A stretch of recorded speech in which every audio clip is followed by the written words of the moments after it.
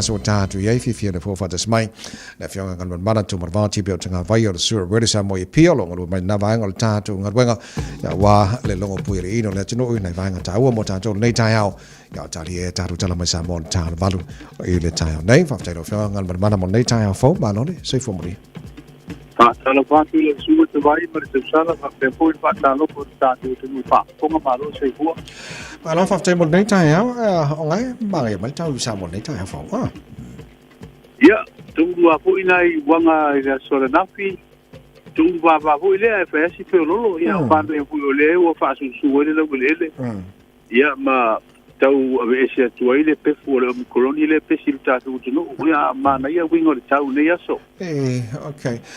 esta mi ele mabate la tunta do tele no ele mta pulo CEO wale Samoan Tourism Authority ya fablo molenga mana no ma woni so lipoti ana polo o le wa will complain al CEO angal ka kale nga fayele le complain nga ya en fena ta falo tile na nga fablo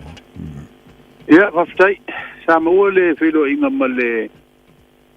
faudu ngo fo yo le pulenga o tanga ta fa le am tanga le baya so ma ta sanga fu ye pe mo sa mano e tele no ta bule o fc ni mo mo ya a mai lana tu la lo e fa ma ni sa o na ye lana fight yo ngo fo i po san ta upolo tu ia ile sta si lo finga ngo fo i tu ia o ia ini si la vo la fo yo tu inga o lo o fa pena ona su e le committee fa foi le pule ngo ta pa ia o lana tala mai la sa le fa ma ni ai o nei ele na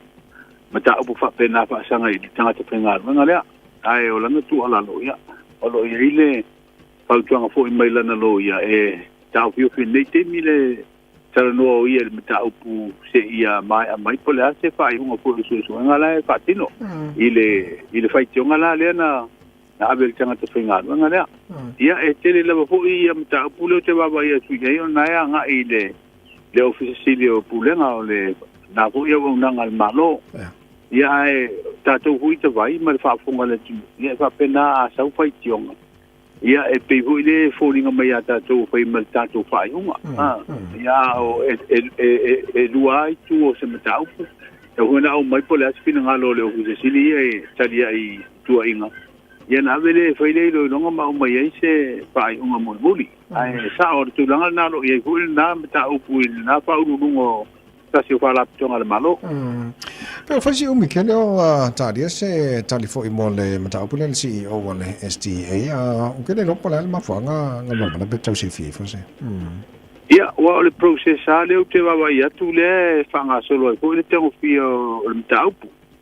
e alu yo ile committee ko ba o fo mai ia le fa seane a tanga te penga nga mai le minsta fa la tonga le al malo ya pa pena fo yo no o ile committee fa fo yo le pulenga tanga te tafa ya o fo ile fa sea o ile minsta o le pulenga tanga te tafa ya le la wa ave do ile committee fa fo e fa ile su nga msa o le puisa ave le ava no fo ile office sinie e talia tuai i mta upu ya fi el fasia ia o te lo o le process na fa ya si ia o le si poi tula e o me fa pende ia o ala tula fono e tilo ia wa e le so na va fu ina fa se fa uma ia wa ia tu pa tu me fa pende pe ale le no tamo fi ia lo tula fono te lo fu tula na le fa si toso ia o mta upu Ano vaftai o leo wat tana la va mo sitseni fo le malanga to tono Samoa o tiro no o la se la sitsila ifo e se po le ngola tino ile fa mai male tala to man fa mai le fo ta fo fa mo ne ia e fa pe fo ile va o to ina o tala ia fo ia to o yo malanga masani to malanga atu tanga ta pau ia ma fo ia tu langa masani e ia tu langa fa pena e pole la wa tanga ta feo ai ia ole sia ma fo il fa ma e fa pena ona ka lu fa pena e feo ai tanga ta ai pe ia ole tu ta u ole ma tu filo inga na firma le committee fo fa fo se i ma fa ton silvio se fo malo o ia i tua o ia de tau na malu le puipuinga tau nu lo pa se ia le ia le fa ia su enga fo nei na ia ma te tu pe po ai o sa nga le mu ya o ai o lo a fia ia wa le o le fa mo va so nei le ko o mai ai ni se malanga mai fiti malanga mai nai New Zealand e fa ia sto telefone passe se le o te baba ia tu e malanga mai ai mai nai New Zealand ia ai o le fu ia le fitu na inga le o passe se o mai su e atu ele o a fiesiam ia ona fa no po se le o la tu ainga po home isolation mo fitu aso ia mfa pena na li poti ana i anga ile se fu maloloina ia la tu su enga ile aso male aso po o a fia ia po saunga le mupea ia o le situ langa ia tanga tai o mai su atu la ia fiesiam ia fa pena hula na patino nga ruanga se fu maloloina i pui ngala vale tu ia o nei awa le ia fiesa mo ile variant leo le BA1 o le Omicron. Ya, o le usaf silia sui fatun silia na. Ya, pena pawana o le variant leo fiele sinu ultime wa le o mawa tu ni poti na wa fia ni sila inisi ko yo. O variant do fa mai. Wa pena fu Australia. Ya pia o tu nu ia lua. O le anga i mai tangata nei o mai tatu. Tunu amesela au finga lunga fa vai tai. Awa le wele ni malanga tu sa mai Australia. Ya pe o le wa nga ia ne ia tangata nei po pase se nei fo mai anga i New Zealand po ele ba le no mai ele tatu tunu. So le ala e tilo ye tu langa le ile fitua se fa no ko se ai tonu o a inga pase se sa nga le mu. Em fa pena no longo se fo malolo ina ko te no ngola tu. So no le si tu le mata watu ai de tele ino tatu tuao. Le fu nga yoi a company ba le ye fatino la tu pitola au te penao. O aso ho nei mama sina ta weona. So te mai la tu fia malanga mai pe afa pe te tala tatu tuao i fa wa malo ya ku so se tema. Ina ia pitau ia te tala. Ia o fa pena fu ona o ye pase se malanga mai. Ia fa pena fu la ia tatu ia nei sa mo. Tem fu na o amatenta penal ba nga le fio atu. O afa vela ve fio atu ai fafo. Ya, ona fa pena fu le tuna e wa le si tulanga le ia. O pe ona o le company ba le New Zealand le wa fa ia le o nanga le ba o sa mo New Zealand. Ia pe o tala tatu sua oi wa le le statu wa le sa mo always. Ia o no vinga fu afa pe to tala la malanga le ai le ba o tatu ma Australia ai to e fa ma mulu ia le sene fu le nei o le company ba le o le Australia le sa malanga mai. Io elevate. Ia o nga awa o le foi mafai le company ba le fiti ona o mai tatu tanga mai Australia wala foi la tu malanga nga i sini. Ia ma Melbourne ia malanga mai tatu tanga wa nei fiti o mai nei. Ia wa o tapenanga o mana la utilo atu ia i le i fasi silanga ko company ba le foi le mo le sila fia tanga tafe wa. Ia tu langa le.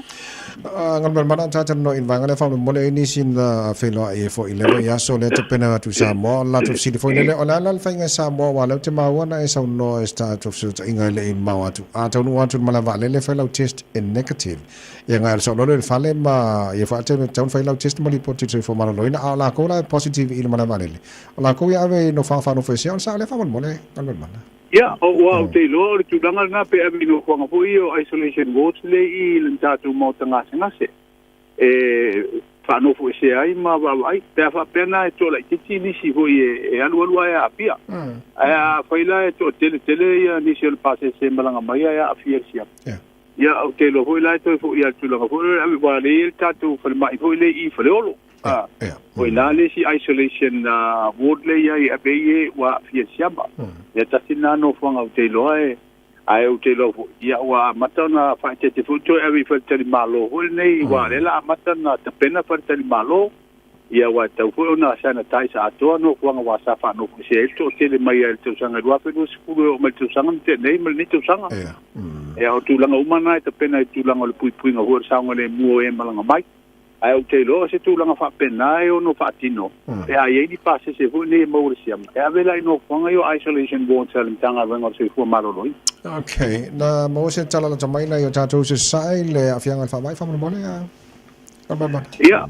e pe ia ba ya tu foi no mela fo yo e afia mai mali liwi America Samoa.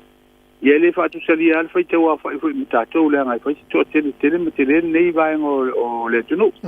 Ai o tu langa na o le tu fa lo ngina na fi fe ala mu ai solo ia le afio le vale le le Samoa e we si le lu America Samoa. no winga na wa ye pase se malanga mai ye vo I pase se nei tanga malanga wa nga I anu I ka samo na wa tala fu na va nga ia ai o te loa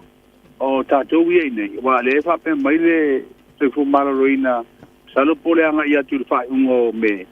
ia o tau nu tum nga ho ne pisel fa mai awa o le li potile na o mai na fi le fitu aso me le so fu tau me le satina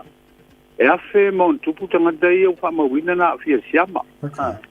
o le foi lana o mai li poti o le fasu vari tu la me le so fu le so lulu lente nei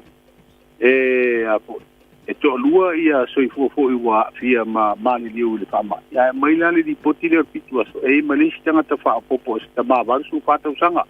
to lua ia le ila to fo I wa fia so I fu mai na taimi no minga le wa lus fu tot ia e o fano so I fu le fa ma ai pe o le tu langa na o le tala le sifa tu si ta ia o le ata wa va ya tu pe tau palasi le titil no mela e ma wa le sia mai isi sa tsuem ia fenga tao na fetu na I tu langa na o isi le si lu aso wa lu no mela ia wa o ke lovo o no mela ia o la tu le afia o le ma wa fa mo nga ai o te lore la te lai o le tunu a vai a fia ni si ama mana no foi ai tu o la tu ai nga ia matonga fitia ia me salva nga hole le ni a un fa ma ia ni mai ala pasti ia nga cambia isolala ia le am pe isolo ma pe avea ia tu ia ma o mikroni I tanga tai ia pia le ma no va tanga mana ia se va nai se va nga tau fia sa noi fa mal tato proclama nei tai ia langa le foto a luaso tanu to a mata ko nga wenga tatu tu le mai a hole sa tinamalo na so maro le so makua le voi te baba ia tu ia le pe tu le mata ko ele tu no le vai so fo we mai ai le vai so fo I tu na ingo pui ngole tu no mai pama ia tonu pe o tu lava ia so ia o to su ia I fo ki ar komite fa la fa ko se ave se fa tu nga I kabinet dai to tala tini tu la fo nei tala I pea ia tātou o nanga masani e me sea nai pi sinisi nei e tā umi o tapunu sinisi nei pe ei whale ainga ia o pale ho elea whaapia pia nga i elea tunu umo e vai wanga ia wa tasina pi sinisi e sinina apia wa whale o lola tau ia meisi au nanga lau tele lea sa tama